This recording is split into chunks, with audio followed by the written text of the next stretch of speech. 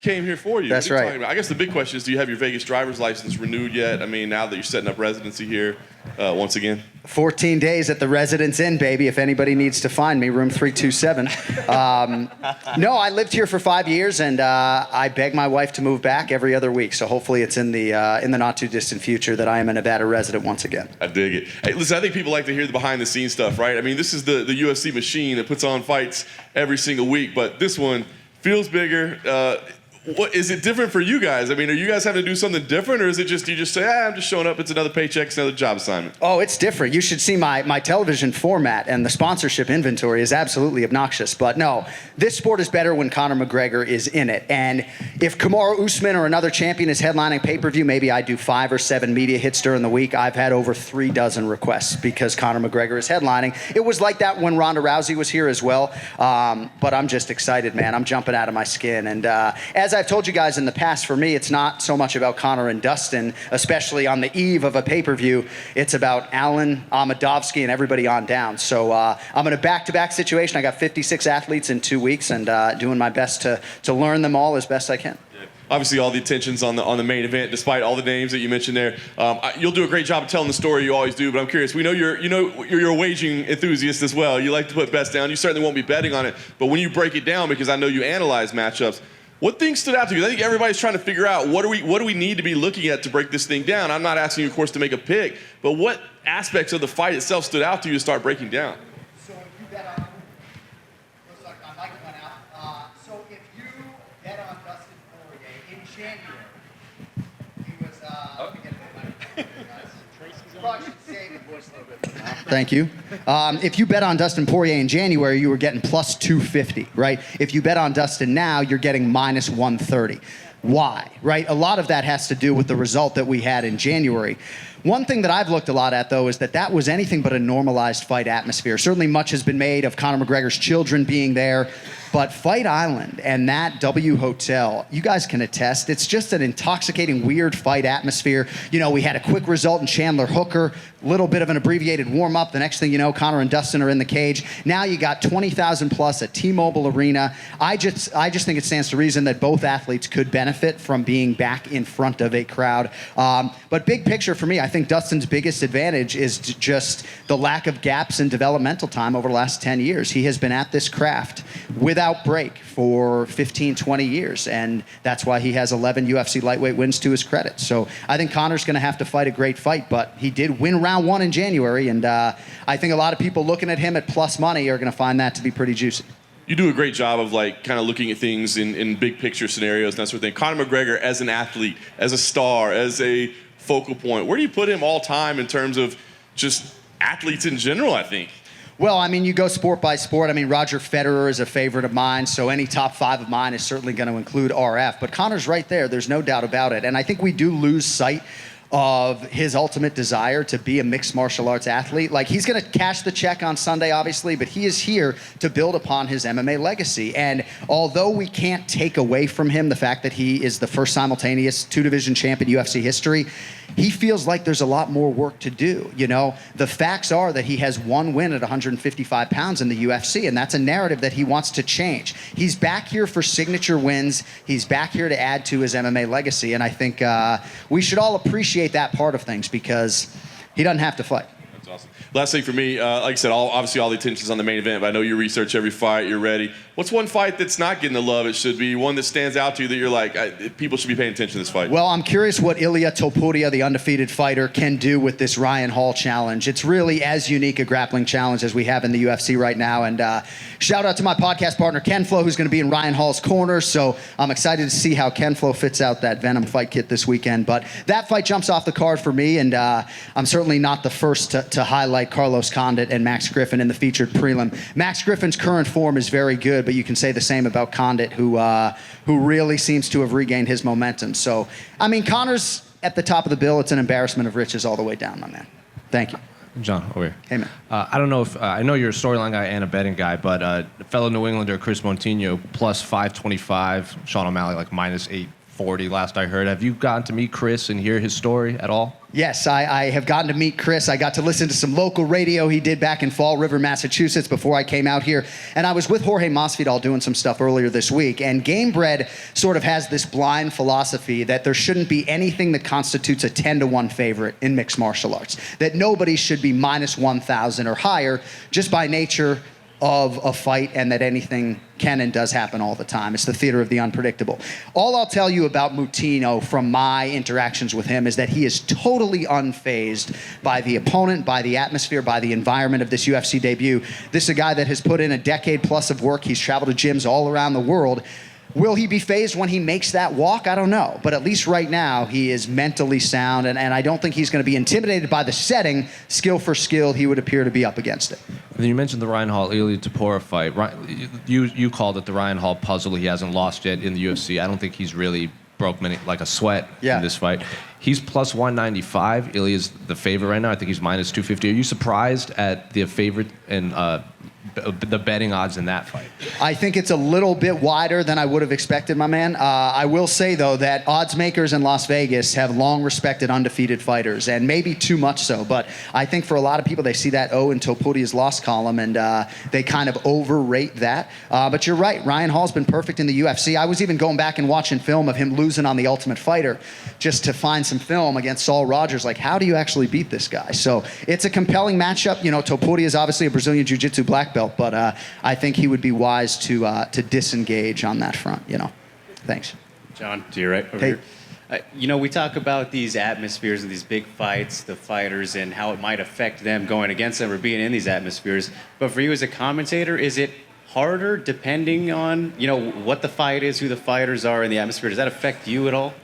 It doesn't necessarily affect me on fight night, but tonight is going to be an absolute bear. I'm going to leave you guys, go back to my hotel room, pound some keys for a little bit. Then we got a 2-hour UFC live on ESPN.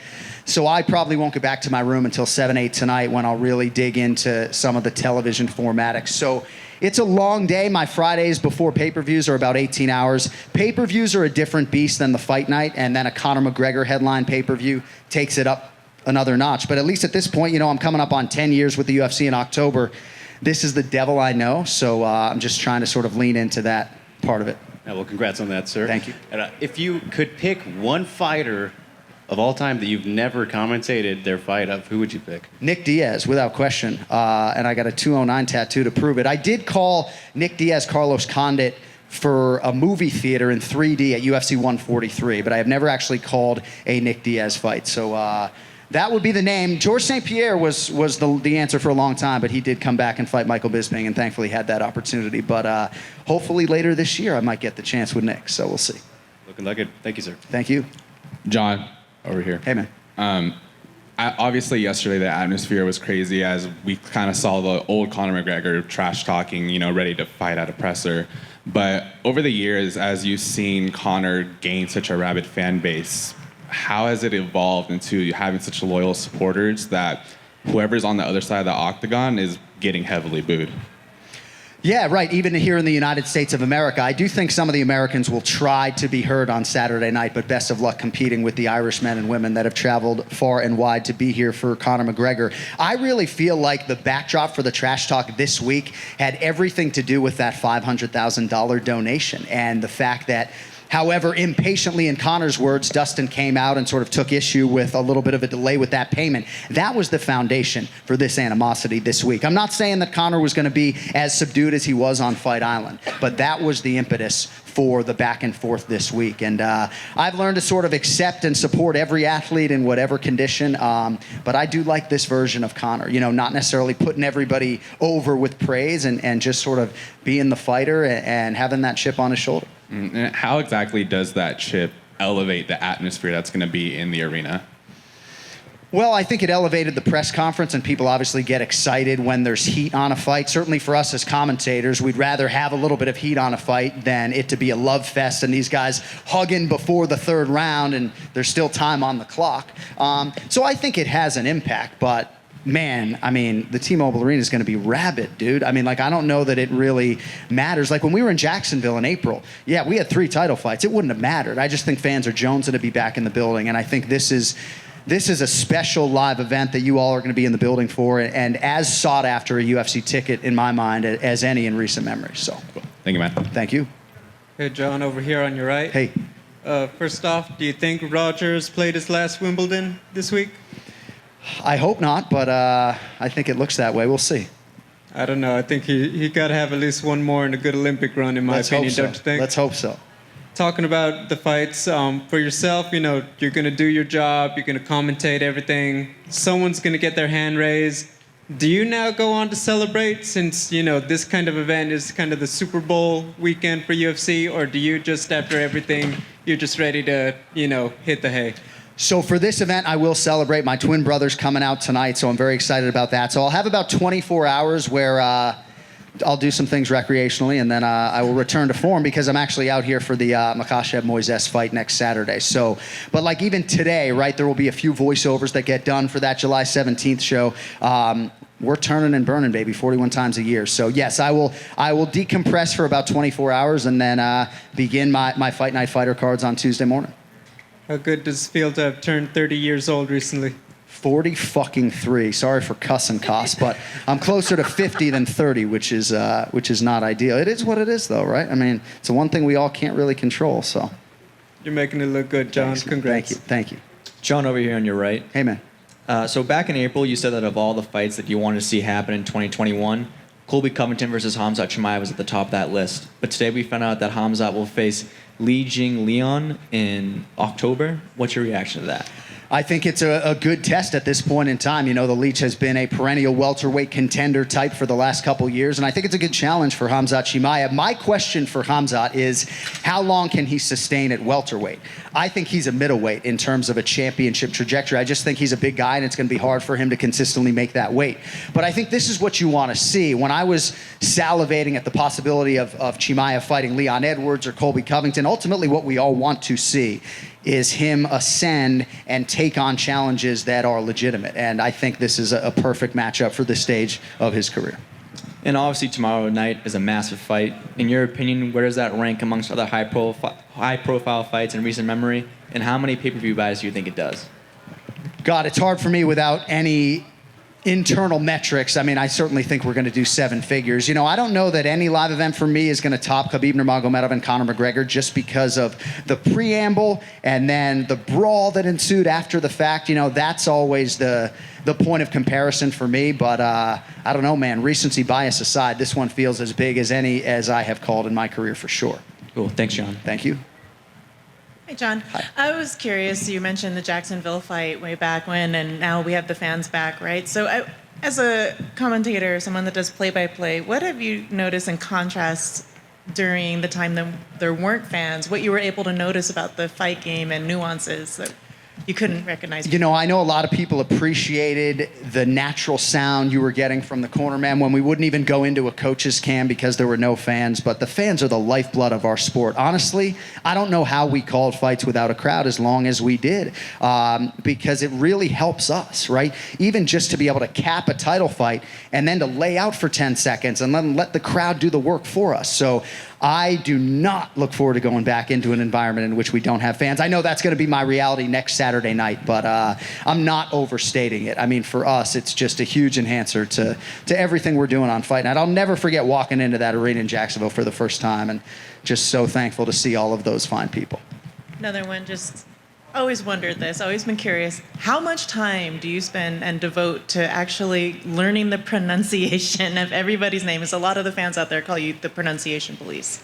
Well, you know, I appreciate that distinction, but it's really just that I think I practice more than most, right? Like if I'm doing a voiceover and I can't pronounce the name, I'll stop the voiceover, I'll say it 50 or 65 times, and then it's committed to memory. My goal is so I can show up on Saturday night with no phonetics, right? Right now I got a couple, like Hu Yao Tsong. I'm trying not to call him Hugh, right? So Hu Yao Tsong, I got phonetics right now, but I'm hoping by tomorrow night I won't need the phonetics. But I just think practice makes perfect, baby. I know Allen Iverson doesn't want to hear it, but you got to practice. Thank you. Thank you. John, obviously the UFC has a lot more stars than Conor, but if he loses, how will that affect trying to get more mainstream fans into get involved? Well, this might sound like an answer from a guy whose check is cut by the promotion, but the pandemic was really huge for our sport and our fan base. You know, I've just noticed a seismic difference in our fan base because we were live when a lot of sports weren't. So I don't know that mixed martial arts and the UFC has ever been in a better place domestically than we are now. You know, we've supplanted the NHL into that big four with baseball and basketball and football. And I still believe if Conor McGregor loses this fight and falls to 1-3 at 155 pounds, it stands to reason that he does the Diaz trilogy in December, and we're all back here talking about the magnitude of the event. So you certainly can't have a prolonged losing streak and maintain the ultimate relevance, but I think Conor McGregor's star power is such that he can handle a loss or two more and still be able to be the crossover star that he is. Thanks. John, way back here. Hi. Mentioned the birthday and the fact that you've been actually covering this game for a long time. The fight game has evolved, but also the way that the fight game has been covered in the media has evolved too. What do you make about how UFC and MMA is covered now as opposed to when you first started? It's a good question. You know, I came here from ESPN in 2011. We didn't even have a pronunciation guide, right? And obviously we had far fewer media members covering this sport. For a guy like me, as I get ready to call these fights, just think about all the wealth of information now that is at my fingertips on the internet that wasn't there when I was getting ready to call my first fight in 2011. So I just think overall the sport is in a much better place, and there are just a lot of qualified credentialed journalists that are now attaching themselves to this sport, not unlike the way I did 10 years ago. So it's great for me, man. The preparation and my process has certainly, it's still arduous, but it's gotten a lot easier because of people like you. Good. Hey, John, one in the back. To what extent do you think that Conor's performance yesterday was calculated versus emotional, and to what end, if so? You know, I think he doesn't mind leaning into the emotion, but I do think his general disposition, that part of it was calculated. You know, he was going to go out there with that proverbial chip on his shoulder. He was going to be a dick if he needed to be. So I think that part of it was calculated. But what I love about Conor McGregor is that largely the trash talk is not rehearsed or pre-scripted, right? Like when I'm capping a fight, I don't think about what I'm going to say. And I think Conor very much subscribes to that theory, and that's why by and large, his trash talk has resonated with a lot of people because it's organic and it's not pre-thought. So, you know, I know some suggested maybe it wasn't his banner performance. I was sitting in my room. I was wildly entertained the whole time. So, I don't know, man. I'm excited. Well, right, but that's sort of the interesting idea about the sort of functionality of it, right? Like, do you think it was an attempt to get into Dustin's head? Because, like, if so, right, like, once you lose that intimidation factor, once, you know, someone admits and tells you that trash talk got in their head and then they knock you out, like, how do you gain that back? Is that even possible? I do think that visual and that reality of what happened in January is fresh in Conor McGregor's mind, but I think he's talking the way he is and the bravado is there. He's doing that for himself. I think if he understands Dustin Poirier the way we all do, he acutely knows that you're not going to be able to occupy headspace with Dustin the way you were in 2014. He's just too mentally tough. He doesn't care about the peripheral stuff that he cared about even 2 or 3 fights ago. You know, before Dustin fought Dan Hooker, he was liking my shit on Instagram. He's nowhere to be found now, you know? So his mentality has changed to a point where I think Dustin's mind is impenetrable, and I don't know. We'll talk to both guys after the fight, but I think that's where I'm at right now. Thanks, John. Thank you. Thanks, John. Thank you, guys.